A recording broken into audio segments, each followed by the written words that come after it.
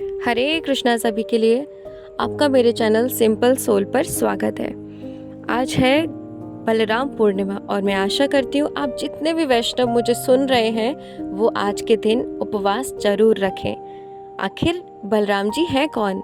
जैसा कि हम सभी जानते हैं ये श्री कृष्ण के बड़े भाई हैं, लेकिन आध्यात्मिक जीवन में ऐसा नहीं है, और भी पहलू हैं। आइए उन्हें जानते हैं। भगवान कृष्ण सभी अवतारों के मूल हैं और भगवान बलराम उनके दूसरे शरीर हैं, क्योंकि लीला के कारण भगवान अपना इनकारनेशन करते हैं, अपने अंशों को प्रकट करते हैं, क्योंकि लीला में आदान प्रदान भी तो होता है। इसीलिए बलराम उनके दूसरे शरीर हैं। वे दोनों एक ही पहचान है, केवल रूप से भिन्न है। बलराम कृष्ण का पहला शारीरिक विस्तार है और वे भगवान कृष्ण की दिव्य लीलाओं में सहायता करते हैं। वे संपूर्ण आध्यात्मिक जगत के स्रोत हैं और आदि गुरु हैं, मूल आध्यात्मिक गुरु हैं। वे भगवान कृष्ण की सेवा करने के लिए 5 अन्य रूप धारण करते हैं। वो कौन कौन से हैं, जिन्हें हम वासुदेव, संकर्षण, प्रद्युम्न और अनिरुद्ध कहते हैं। भगवान का जो मूल रूप है वो है बलराम, और बलराम जी ही फिर आगे का अपना विस्तार करते हैं इन रूपों के लिए। अब बलराम जी के लिए कहा जाता है आदिदास। क्यों? क्योंकि वो भगवान की सेवा करने के लिए सदैव तत्पर रहते हैं। इसीलिए हम जो अपने गुरु को प्रणाम करते हैं और कहते हैं कि बिना गुरु के हमें कुछ भी प्राप्त नहीं हो सकता, कृष्ण हमें प्राप्त नहीं हो सकते, वो ऐसा क्यों है? क्योंकि गुरु तत्व ही हमारे बलराम जी हैं, नित्यानंद प्रभु जी हैं। अगर आप भगवान बलराम की सेवा करने के बजाय और सोचते हैं कि श्री कृष्ण आपको तुरंत ही प्राप्त हो जाएंगे, ऐसा असंभव है। उनकी कृपा के बिना तो ये पॉसिबल ही नहीं। कहते हैं अगर बलराम जी आपके जीवन में नहीं है, बेशक आप कृष्ण को अपने घर ले आएं और सामने आपकी जप माला भी रखी हो, आप माला नहीं कर पाएंगे। क्यों? क्योंकि आपके जीवन में बलराम जी ही नहीं, बलराम है बल का प्रतीक, आध्यात्मिक बल का प्रतीक, और वो ही हमें ताकत देते हैं कि हम आज नाम जप कर पाएं।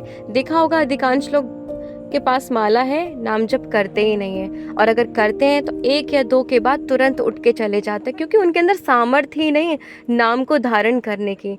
और वो सामर्थ्य आता है बलराम जी से। बलराम जी अनंत शेष हैं, जो जब से प्रकट हुए हैं तब से लेकर भगवान के निरंतर नामों का स्मरण कर रहे हैं। तो ताकत तो वही देंगे ना, और वही हमारे जीवन में नहीं। इसीलिए आज बलराम पूर्णिमा के दिन आप सब उपवास रखिए, बलराम जी की सेवा कीजिए और उनसे विनती कीजिए कि वो आपके जीवन में गुरु लेके आए और वो गुरु आपको आध्यात्मिक जीवन में आगे लेके जाएं। जब भी कृष्ण भौतिक शरीर में प्रकट होते हैं तो उनके साथ उनके सहयोगी और साज सज्जा होती है।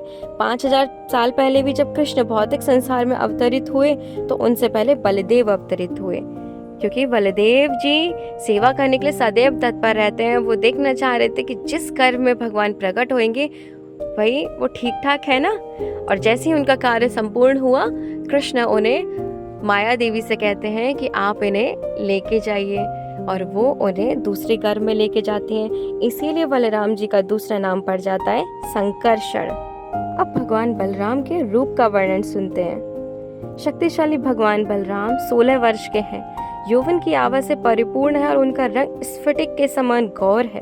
वे नीले वस्त्र और वन पुष्पों की माला पहनते हैं। उनके सुंदर बाल एवं सुंदर चोटी में बंधे हैं। उनके कानों में भव्य बालियां हैं। उनकी गर्दन फूलों की मालाओं और रत्नों की लड़ियों से भव्य रूप से सजी हुई है।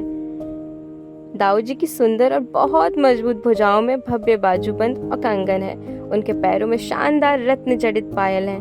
भगवान बलराम की सुंदरता उनके गालों को छूने वाली वालियों से बढ़ जाती है। उनका चेहरा कस्तूरी से बने तिलक से सुशोभित है और उनकी चौड़ी छाती गुंजा की माला से सुशोभित है। बलराम जी की बाड़ी बहुत ही गंभीर है और उनकी भुजाएं बहुत लंबी हैं, जो उनकी जांघों को छूती हैं। भगवान बलराम के दिव्य रूप की महिमा कई लाखों चमकते हुए उगते चंद्रमाओं को ग्रहण कर लेती है, और उनकी असीम शक्ति की हल्की सी गंध राक्षसों की कई सेनाओं को नष्ट करने के लिए पर्याप्त है। यद्यपि वे अपने छोटे भाई कृष्ण की अलौकिक शक्ति को जानते हैं, फिर भी उनके प्रति प्रेम के कारण वे कृष्ण को एक क्षण के लिए भी वन में अकेला नहीं छोड़ते हैं। बलराम श्री कृष्ण के सबसे पहले प्रिय मित्र हैं और अनेक प्रकार के दिव्य लीलाओं के अमृत रस का महान भंडार है। आपको पता है, जब श्री कृष्ण के पास उनकी अपनी गोपियां हैं, उसी तरह भगवान बलराम जी की भी बहुत सारी गोपियाँ हैं। यस, भगवान की बहुत सारी, बलराम जी की बहुत सारी गोपियाँ हैं जो उनके लिए प्रार्थना करती थी पूर्व जन्म में कि बलराम हमारे पति बने। और उसी तरह जैसे श्री कृष्ण ने सभी के लिए आशीर्वाद दिया था कि मैं जब श्री कृष्ण रूप में आऊँगा धरती पर तब आपके साथ विहार करूँगा, उसी तरह भगवान बलराम जी भी दिव्य लीलाएं करते हैं। भगवान बलराम जो हैं श्री कृष्ण की सेवा करने के लिए इतना तत्पर रहते हैं कि सभी के अंदर एक गुण से सब भगवान की सेवा करते हैं। और भगवान बलराम 5 रस से भगवान की सेवा करते हैं। शांत रस में वो, आपने देखा होगा मृदंगा के लिए भी इस्कॉन में बलराम जी कहते हैं। भगवान की जो भी सज्जा होती है उसको बलराम सेवा कहते हैं। भगवान के शयन में जो बेड बिछता है उसको भी बलराम ही कहते हैं। अब आपको पता ही है बलराम क्यों कहा जाता है, क्योंकि अनंत शेष भगवान का विस्तर है। तो जितने भी शांत रस में हैं उन्हें बलराम जी ही फॉलो करते हैं, बलराम जी ही करते हैं। भगवान माधुर्य रस में भगवान अनंग मंजरी श्री राधा की सखी बनके श्री कृष्ण की सेवा करते हैं। वात्सल्य भाव उनके अंदर इतना भरा हुआ है कि वो तो रक्षा के लिए सदैव तत्पर रहते हैं। सांख्य रस में वो भगवान के साथ खेलते भी हैं। और भगवान, एक और भगवान के अंदर क्वालिटी है कि वो हल रखते हैं। आखिर हल क्यों रखते हैं?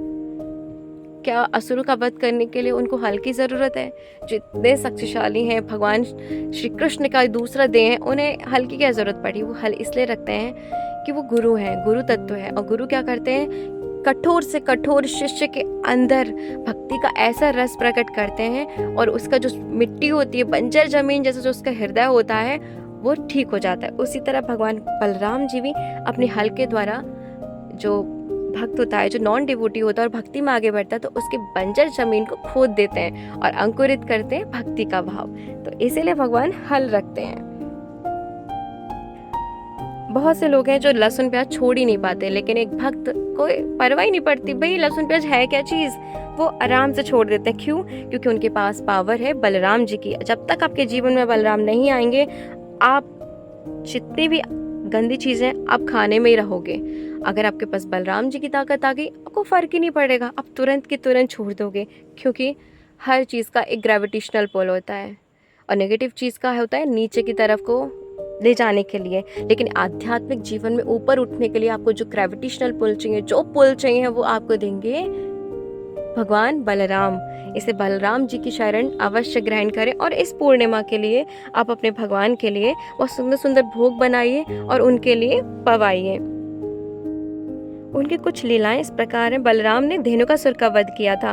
धेनुकासुर एक शक्तिशाली राक्षस था जिसने गधे का रूप धारण कर लिया था। अपने राक्षस मित्रों के साथ वे वृंदावन के 12 वनों में से एक तलवन में निवास कर रहा था। इन राक्षसों के भय से कोई भी तलवन के पास जाकर वन में मौजूद असंख्य फूलों और फलों का आनंद नहीं ले सकता था। बलराम अपने ग्वाल मित्रों के कहने पर राक्षसों को मारने की इच्छा से वन में प्रवेश कर गए। उन्होंने फलों के पेड़ों को हिलाना शुरू कर दिया और बड़ा शोर मचाया। धेनुका ने घुसपैठ से क्रोधित होकर बलराम पर अपने पिछले पैरों से हमला किया, लेकिन बलराम ने आसानी से उसे अपने पैरों से उठा लिया और तब तक घुमाते रहे जब तक वह मर नहीं गया। एक बार जब कृष्ण और बलराम ग्वाल वालों के साथ खेल रहे थे, तब प्रलंब नाम का एक राक्षस ग्वाल वाल का वेश धारण करके उनके बीच घुस आया और कृष्ण की इच्छा से भगवान बलराम ने उसका भी वध किया। अब बात करते हैं भगवान बलराम जी की पत्नी के बारे में। बलराम जी की जो पत्नी है उनका नाम है रेवती। बोलो रेवती मैया की जय। सतयुग में रेवत नाम के एक राजा थे जिसकी पुत्री रेवती सभी प्रकार से श्रेष्ठ थी। उनके लिए उपयुक्त वर न मिलने पर राजा उन्हें सलाह के लिए ब्रह्मा के दरबार में ले गए। कुछ समय प्रतीक्षा करने के बाद जब राजा ब्रह्मा जी से मिले तो उन्हें यह जानकर आश्चर्य हुआ कि ब्रह्मलोक में बिताए उनके थोड़े समय में ही पृथ्वी पर लाखों वर्ष बीत चुके थे और उस समय द्वापर युग समाप्त हो रहा था। हालांकि भगवान ब्रह्मा ने राजा रेवत को बताया कि इस समय भगवान बलराम उपस्थित हैं जो रेवती के पति बनने के लिए अत्यधिक योग्य हैं। राजा रेवत वापस लौट आए और बलराम जी के पास रेवती को उनकी पत्नी के रूप में स्वीकार करने के लिए प्रार्थना करने लगे। हालांकि रेवती पहले के युग की थी जब लोग शारीरिक रूप से बहुत बड़े होते थे। इसे भगवान बलराम ने अपना हल उनके सर पर रखा जब तक कि वह उचित आकार की नहीं हो गई और उसे अपनी पत्नी के रूप में स्वीकार कर लिया। बोलो बलराम जी की जय, माता रेवती की जय। आप सभी भी भगवान श्री कृष्ण की सेवा करने के लिए सदैव तत्पर रहना चाहते हैं तो हम सभी के लिए भगवान बलराम की शरण लेनी ही पड़ेगी। भगवान बलराम कृष्ण के प्रति सेवा भाव का उदाहरण है। उनका एकमात्र ही मिशन कृष्ण को उनकी सेवा करके प्रसन्न करना है, चाहे वह भौतिक दुनिया के निर्माण में हो, आध्यात्मिक दुनिया को बनाए रखने में हो, या उनके व्यक्तिगत सम्मान के रूप में हो। भगवान बलराम श्री कृष्ण के शाश्वत साथी हैं। वे राम के साथ लक्ष्मण के रूप में आए और बाद में चैतन्य महाप्रभु के साथ नित्यानंद प्रभु के रूप में। वे मूल आध्यात्मिक गुरु हैं और जो कोई भी आध्यात्मिक प्रगति करना चाहता है उसे पहले भगवान बलराम की कृपा प्राप्त करनी चाहिए। बोलो हरे कृष्णा। अगर आप सभी को ये वीडियो पसंद आया हो तो प्लीज़ ज़्यादा से ज़्यादा लाइक, शेयर एंड सब्सक्राइब कीजिए।